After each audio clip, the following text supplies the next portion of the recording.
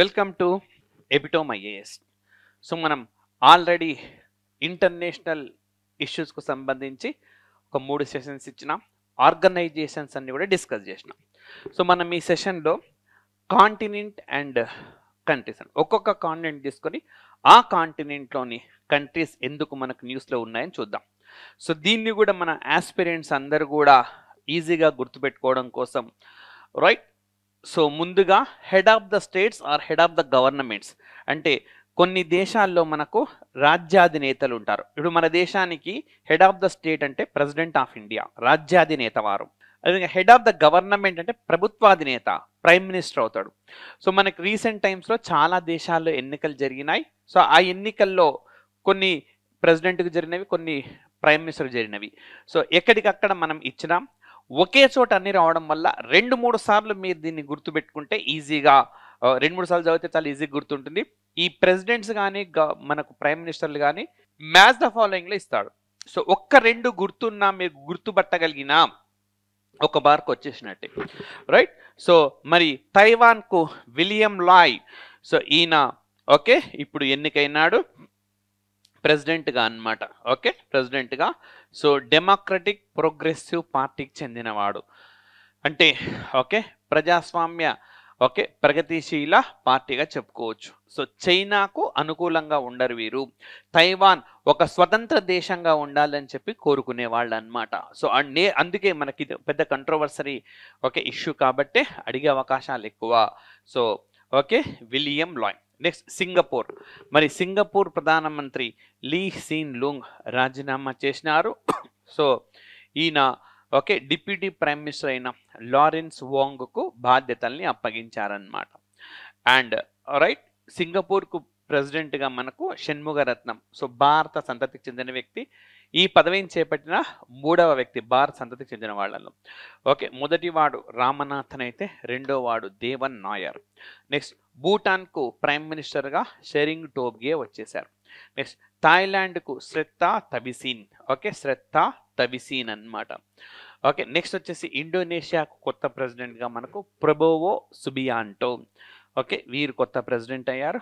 బంగ్లాదేశ్కి వచ్చేసి షేక్ హసీనా, సో 5వసారి ప్రధానిగా బాధ్యతలు చేపట్టారు. నిజానికి ఆమె 2వసారి అంటే దశల వారీగా ఎన్నికలు జరిగినాయి. మొదటి దశ తర్వాత ఎన్నికల్లో అక్రమాలు జరుగుతున్నాయని అంటూ అక్కడ బైకాట్ చేశారు. ఎవరు బైకాట్ చేశారు అని అంటే ప్రతిపక్షాలు బైకాట్ చేసినాయి. బట్ ఎనీవే వారు ఓకే 5th టైం ప్రెసిడెంట్గా ఎన్నికైనారు. సో వీరి కూతురు ఎవరైతే ఉన్నదో మనకు ఓకే సైమా వాజిద్, ఆమె వరల్డ్ హెల్త్ ఆర్గనైజేషన్కు సౌత్ ఈస్ట్ ఏషియాకు రీజనల్ డైరెక్టర్గా అపాయింట్ అయ్యారు. నెక్స్ట్ వియత్నాం దేశానికి టూ లామ్ అనే అతను ప్రెసిడెంట్ అయ్యాడు. గత ప్రెసిడెంట్ మనకు ఓ వాంగ్ తౌన్ అవినీతి ఆరోపణలు రావడంతో రిజైన్ చేసి ఆయన ప్లేస్లో ఈయన వచ్చారు. నెక్స్ట్ కజకస్తాన్కు న్యూ ప్రైమ్ మినిస్టర్గా ఓల్జాస్ బెక్టేనోవ్, ఆయన ఓకే కొత్త ప్రైమ్ మినిస్టర్ అయ్యారు. ఇరాన్కు మొహమ్మద్ మొక్బీర్, సో ఇంపార్టెంట్ ఇది. ఇరాన్ అధ్యక్షుడు యాక్చువల్గా రైసీ, ఆయన ఓకే విమాన ప్రమాదంలో చనిపోయినారు. సో ఇరాన్ ప్రోటోకాల్స్ ప్రకారము మరి ఉపాధ్యక్షుడే అధ్యక్షుడిగా ఉంటారు. బట్ 50 రోజుల ఎన్నిక నిర్వహించాల్సి ఉంటుంది. ఆల్రెడీ వాళ్ళు కూడా షెడ్యూల్ రిలీజ్ చేశారు. నెక్స్ట్ పాకిస్తాన్కు షహబాజ్ షరీఫ్ కొత్తగా ప్రైమ్ మినిస్టర్ అయినారు. At the same time Asif Ali Zardari president అయినాడు. సో ప్రెసిడెంట్ని ప్రైమ్ మినిస్టర్ని గుర్తుపెట్టుకోవాలి. అండ్ రమేష్ సింగ్ అరోరా అని చెప్పి పాకిస్తాన్ పంజాబ్ ప్రాంతానికి చెందినవాడు. ఆ దేశంలో ప్రస్తుతం మంత్రి అయినాడు. పాకిస్తాన్లో మంత్రి పదవి చేపట్టిన మొట్టమొదటి సిక్కు సామాజిక వర్గానికి చెందినవాడు. మరి పాలస్తీన్, దీనికి మహమ్మద్ ముస్తాఫా ఓకే ఈయన ప్రెసిడెంట్ ఉన్నాడు. సో పాలస్తీన్ అథారిటీ తన్ని అపాయింట్ చేసింది. సో ఇక్కడ దాకా మనకన్నీ ఏషియన్ కాంటినెంట్కి సంబంధించిన దేశాలు. నెక్స్ట్ ఆఫ్రికా గానా వస్తే కాంగో. ఇక్కడ 2 గుర్తుపెట్టుకోండి. కాంగోలో ఫెలిక్స్ షిసేకేడి ఈయన ప్రెసిడెంట్. అదేవిధంగా సుమిన్వా తులూకా ప్రైమ్ మినిస్టర్. మరి ఈమె ప్రత్యేకత ఏంటంటే కాంగో దేశానికి ప్రైమ్ మినిస్టర్ అయిన తొలి మహిళ ఈమె. నెక్స్ట్ యెమెన్, ఈ దేశానికి అహ్మద్ అవద్ బిన్ ముబారక్ కొత్తగా ప్రైమ్ మినిస్టర్ అయ్యారు. నెక్స్ట్ సెనెగల్ దేశానికి ప్రెసిడెంట్గా బసిరో డియోమాయే ఫాయే ఆయన బాధ్యత స్వీకరించారు. నెక్స్ట్ జింబాబ్వే, మరి ఎమర్సన్ నన్గాగ్వా ఈయన జింబాబ్వేకు ప్రెసిడెంట్ అయ్యారు. బాగా ఇంపార్టెంట్. రీసెంట్గా మనకు జింబాబ్వే దేశము జిగ్ అని చెప్పి కరెన్సీని కూడా తీసుకొచ్చింది, Zimbabwe gold currency. Next Madagascar, Andry Rajoelina, ఈయన ప్రెసిడెంట్ అయ్యారు. సో మడగాస్కర్ మనకి ఈ సంవత్సరం బాగా వార్తల్లో ఉన్నది. ఈ 2024లో మొట్టమొదటి తుఫాను మనకు అల్వారో అనే తుఫాన్, అది ఈ దేశాన్నే తాకింది. 2024లో మొదటి సైక్లోన్ అది, రైట్. దానికి ఆ పేరు పెట్టిన దేశం ఏదంటే మొజాంబిక్ అనే దేశం పేరు పెట్టింది. అండ్ నెక్స్ట్ వచ్చేసి మనకు చాడ్. సో ఇడ్రీస్ డేబీ ఈయన ప్రెసిడెంట్ ఓకే అయ్యారు. రీసెంట్గా ఒక 2-3 days బ్యాక్ ప్రైమ్ మినిస్టర్ కూడా వచ్చారు ఆ దేశానికి. నెక్స్ట్ యూరప్ గాన వస్తే మనకు స్లోవేకియా. సో రాబర్ట్ ఫికో ఈయన న్యూ ప్రైమ్ మినిస్టర్. ఈయన పైన హత్యాయత్నం జరిగింది, ఈయన పైన కాల్పులు కూడా చేసినారు. And next Iceland. ఈ ఐస్లాండ్ ప్రైమ్ మినిస్టర్ కత్రిన్ ఓకే జకోబ్ స్టోడ్రి, వీరు రాజీనామా చేసినారు. కారణం ఏంటంటే ప్రెసిడెంట్ ఎలక్షన్స్లోకి పోటీ పడతా ఉన్నారు, రైట్. నెక్స్ట్ ఐర్లాండ్ వచ్చేసి సైమన్ హ్యారిస్, ఆ దేశానికి యంగెస్ట్ ప్రైమ్ మినిస్టర్గా ఈయన బాధ్యతలు స్వీకరించారు. నెక్స్ట్ ఈ స్లోవేకియా, ఇక్కడ మనకు పీటర్ పెల్లెగ్రిన్, ఈయన న్యూ ప్రెసిడెంట్, ఈయన ప్రైమ్ మినిస్టర్ ప్రెసిడెంట్ ఒకే దగ్గర ఉండాలి. నెక్స్ట్ పోర్చుగల్ వచ్చేసి లూయిస్ మాంటెనిగ్రో, సో ఈయన ఓకే కొత్త ప్రైమ్ మినిస్టర్ అయ్యాడు. నెక్స్ట్ వచ్చేసి చాలా ఇంపార్టెంట్ ఫ్రాన్స్, గ్యాబ్రియల్ అటల్, ఈయన ఆ దేశానికి యంగెస్ట్ ప్రైమ్ మినిస్టర్ అయ్యాడు 34 yearsకే, రైట్. అండ్ అదేవిధంగా ఫ్రాన్స్ అధ్యక్షుడు ఎవరైతే ఉన్నారో ఇమ్మాన్యుయల్ మ్యాక్రాన్, ఈ సంవత్సరం January 26th భారతదేశానికి రిపబ్లిక్ డే సెలబ్రేషన్స్కి చీఫ్ గెస్ట్గా వచ్చారు. ఇదే January 26th నాడు ఈఫిల్ టవర్, ప్యారిస్లోని ఈఫిల్ టవర్లో భారతదేశం యూపీఐని అక్కడ ఫ్రాన్స్ దేశంలో ప్రవేశపెట్టారు. అండ్ ఫిన్లాండ్ దేశానికి గాను వస్తే మనకు పిఎం అలెగ్జాండర్ స్టబ్, ఈయన ఫిన్లాండ్కు న్యూ ప్రైమ్ మినిస్టర్ అయ్యారు. అండ్ రష్యాకు మరొకసారి ప్రెసిడెంట్ అయ్యారు Vladimir Putin, right.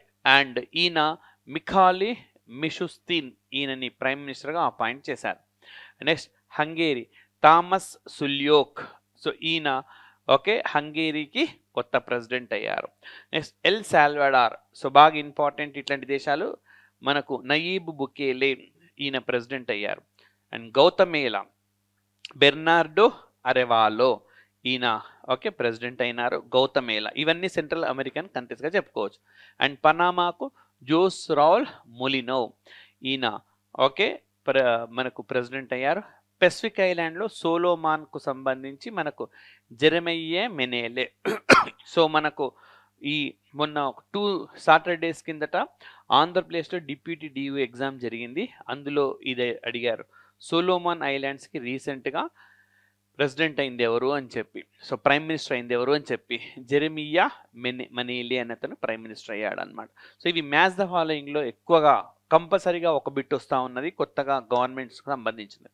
And next మనకి ఇటీవలి కాలంలో సేమ్ సెక్స్ మ్యారేజ్ అంటే స్వలింగ వివాహాలకు సంబంధించి చాలా డెవలప్మెంట్స్ జరిగినాయి, రైట్. సో అవన్నీ ఒకే చోట మీకు అందించడం జరుగుతుంది.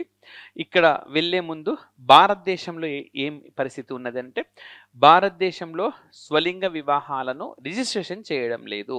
There is no registration for the same sex marriages in India. So నిజానికి స్వలింగ వివాహాలను ప్రత్యేక వివాహ చట్టం స్పెషల్ మ్యారేజ్ యాక్ట్ కింద రిజిస్ట్రేషన్ చేయాలని చెప్పి కొంతమంది కోర్టుకు వెళ్తే గవర్నమెంట్ ఏం చెప్పింది అని అంటే, ఇది పార్లమెంట్ నిర్ణయించాల్సింది, లా చేయాలంటే పార్లమెంట్ చేయాలి, దయచేసి కోర్టు దీంట్లో ఇన్వాల్వ్ కావద్దు అని చెప్పి రిక్వెస్ట్ చేస్తే సుప్రీంకోర్టు దాన్ని నిలిపేసింది. సో ఈ విధంగా భారతదేశంలో సో వాళ్ళు కలిసి ఉండేందుకు అనుమతిస్తున్నారు కానీ వివాహాలను మాత్రం రిజిస్ట్రేషన్ చేయడం లేదు, చట్టబద్ధం చేయడం లేదు. మరి ప్రపంచంలోనే ఏ దేశాల్లో ఎట్లాంటి పరిస్థితి ఉంది? నేపాల్. మరి ఈ సౌత్ ఏషియాలో సేమ్ సెక్స్ మ్యారేజ్లో రిజిస్ట్రేషన్ చేస్తున్న మొదటి కంట్రీ నేపాల్ మనకు. అదేవిధంగా థాయిలాండ్, ఈ దేశం కూడా సేమ్ సెక్స్ మ్యారేజెస్ను అలో చేసింది, right. And right Taiwan, Nepal. So మన ఏషియన్ కాంటినెంట్లో సేమ్ సెక్స్ మ్యారేజ్ను అలో చేసిన మొదటి దేశం తైవాన్ అయితే, సెకండ్ దేశం నేపాల్, థర్డ్ దేశం థాయిలాండ్. మరి పై అంశం ఏంటి అని అంటే, రిజిస్ట్రేషన్ను కూడా అలో చేసిన మొదటి దేశం అంటే నేపాల్. నెక్స్ట్ ఇరాక్ దేశము ఎల్జీబీటీకి వ్యతిరేకంగా ఒక లెజిస్లేషన్ చేసింది. సో అంటే లెస్బియన్, గే, బైసెక్షువల్, ట్రాన్స్జెండర్. సో వీళ్ళకి ఎలాంటి చట్టబద్ధమైన హక్కులు లేకుండా చేసింది. అదేవిధంగా హోమోసెక్షువాలిటీ అనే టర్మ్ని కూడా మీడియా సైతం ఎవ్వరు కూడా వినియోగించకుండా లా చేసింది. అండ్ గ్రీస్ దేశం వచ్చేసి సేమ్ సెక్స్ మ్యారేజెస్ను లీగలైజ్ చేసిన యూరోపియన్ కంట్రీగా చెప్పుకోవచ్చు. మరి రష్యా సేమ్ సెక్స్ చేంజ్ అదేవిధంగా ట్రాన్స్జెండర్ మ్యారేజెస్ను అన్నిటిని కూడా బ్యాన్ చేసింది. అగ్రదేశం కాబట్టి గుర్తుపెట్టుకోవాలి, రైట్. అండ్ ఇటీవలి కాలంలో మనకు డిఫరెంట్ కంట్రీస్లో డిఫరెంట్ లాస్ అనేవి వచ్చినాయి. సో చూద్దాం. మయన్మార్ దేశం కంపల్సరీ మిలిటరీ సర్వీస్ చేసింది. సో 18 to 45 ఇయర్స్ ఏజ్ ఉండే మేల్, 18 to 35 ఇయర్స్ ఉండే ఫీమేల్ ఖచ్చితంగా వాళ్ళు సైన్యంలో చేరాల్సి ఉంటుంది. ఎందుకు ఈ చట్టాన్ని చేయాల్సి వచ్చింది మయన్మార్ దేశము అని అంటే, అక్కడ డెమోక్రసీ లేదు, మిలిటరీ అధికారాన్ని చేజిక్కించుకున్నది. అండ్ దీనికి వ్యతిరేకంగా పోరాడుతున్న ప్రజలు ఉన్నారు, అదేవిధంగా టెర్రరిస్టులు ఉన్నారు. వీళ్ళందరితో పోరాడాలంటే మ్యాన్ పవర్ సరిపోవడం లేదు కాబట్టి నిర్ణయం తీసుకుంది. ఈ తరహా నిర్ణయం ఇటీవలి కాలంలో ఉక్రెయిన్ కూడా ఒకటి తీసుకున్నది. అదేం తీసుకుంది అంటే ఖైదీలను మిలిటరీలో చేర్చుకోవాలని చెప్పి నిర్ణయించింది. అయితే అందరినీ చేర్చుకోరు, లిమిటెడ్ ఉంటుంది ఇక్కడ కూడా. అంటే కండిషన్స్ అప్లై అవుతాయి, ఎవరిని పడితే వాళ్ళని తీసుకోకుండా. ఎలాంటి కండిషన్స్ అంటే లైక్ అత్యాచారాలకు సంబంధించి కానీ, లేదా హీనియస్ క్రైమ్స్, ఘోరమైన నేరాలతో ఉన్న వాళ్ళు కాకుండా చిన్న చిన్న ప్రెట్టి క్రైమ్స్లో జైల్లో ఉంటూ ఇంకా రిలీజ్ కాబోయే వాళ్ళు ఎవరైనా ఆసక్తి ఉంటే వాలంటరీ బేసిస్గా ఉక్రెయిన్. సో ఇటీవలి కాలంలో ఖైదీలను మిలిటరీలకు తీసుకోవాలని ఏ దేశం లా చేసింది అంటే మనకు ఉక్రెయిన్ దేశం. నెక్స్ట్ ఈకోసైడ్. మరి ఎన్వైర్మెంట్కి ఏ విధమైన డ్యామేజ్ చేసినా సరే శిక్ష విధించేలా ఇటీవలి కాలంలో లా చేసిన దేశం ఏదంటే బెల్జియం దేశం అన్నమాట, రైట్. సో బాగా ఇంపార్టెంట్ బెల్జియం దేశం చేసిన ఇలా. అంటే ఇతర దేశ పౌరులు కూడా ఆ దేశానికి వస్తే ముందుగా చెప్తారు కండిషన్స్, మీరు ఇలాంటి పనులు చేయకూడదు అని చెప్పి. అది కూడా వైలేట్ చేస్తే వాళ్ళకు కూడా శిక్ష విధిస్తారు. Next UK. So Rwanda asylum లాని యూకే పాస్ చేసింది. అంటే ఏంటి? యాక్చువల్గా రువాండా దేశం నుంచి చాలామంది శరణార్థులు వచ్చి చేరారనమాట యూకేలో. వాళ్ళందరినీ వెనక్కి పంపాలని చెప్పి చూస్తూ ఉన్నారు. సో మరి వాళ్ళందరినీ ఎందుకు వెనక్కి పంపడం అంటే అక్కడ అకామిడేషన్ ప్రాబ్లమ్స్ అనేవి ఉన్నాయి. కాకపోతే ఊరికే గెంటి వేయకుండా ఒక చట్టం చేసి గౌరవప్రదంగా వాళ్ళని తిరిగి వెనక్కి పంపిస్తున్నారు. సో వీలైన వాళ్ళని ఫెర్రీల ద్వారా, ఏరోప్లేన్స్ ద్వారా పంపిస్తున్నారు, రైట్. అండ్ నెక్స్ట్ ఇదే యూకే మరొక లా కూడా చేసింది, వేప్స్ అండ్ ఈ సిగరెట్స్. ఈ రెండింటిని కూడా బ్యాన్ చేసింది. ఇదే తరహా నిర్ణయం తీసుకున్న మరొక దేశం ఉన్నది ఈ సంవత్సరంలో, అనేది కూడా అదేంటంటే మనకు న్యూజిలాండ్ దేశము. వేప్స్ని, ఈ సిగరెట్స్ని బ్యాన్ చేసింది. నెక్స్ట్ ఫ్రాన్స్ దేశం, చాలా ఇంపార్టెంట్. అబార్షన్ను ఒక కాన్స్టిట్యూషనల్ రైట్గా ఇచ్చింది. సో ఇది మనకు మార్చి 17th నాడు ఆంధ్రప్రదేశ్లో జరిగిన గ్రూప్ 1లో ఇచ్చిన క్వశ్చన్. నిజానికి మార్చి 6th నాడు ఈ నిర్ణయం తీసుకుంది. మార్చ్ 6th నాడు తీసుకున్న నిర్ణయం కాబట్టి మన దగ్గర ఎన్ని పేపర్లు ఎప్పుడు వస్తుంది? మార్చ్ 7th నాడు వస్తుంది.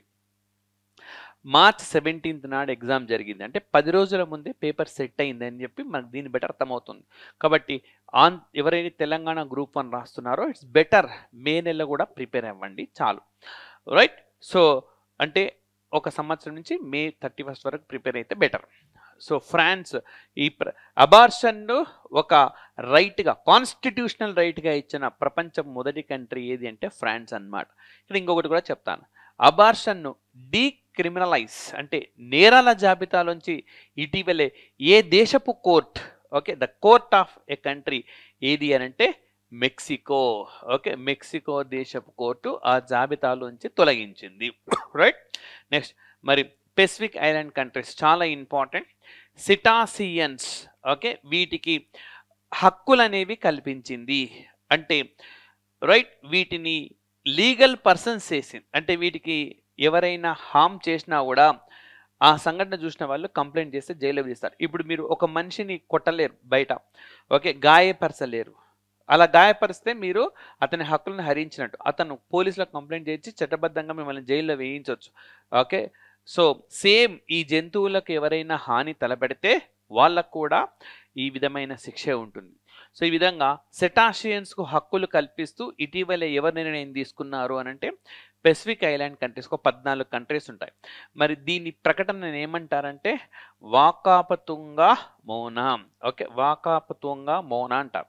మనకేమని అడుగుతారు, ఇటీవలి కాలంలో వాకాపుతంగా మౌన వార్తల్లో ఉంది, ఇది ఏంటి అంటారు. సిటాషియన్స్ ను పరిరక్షించేందుకు ఉద్దేశించిన ఒక డిక్లరేషన్ ఇది. ఇటీవలి కాలంలో మనకు ఇట్లాంటి డిక్లరేషన్ చాలా వచ్చినాయి.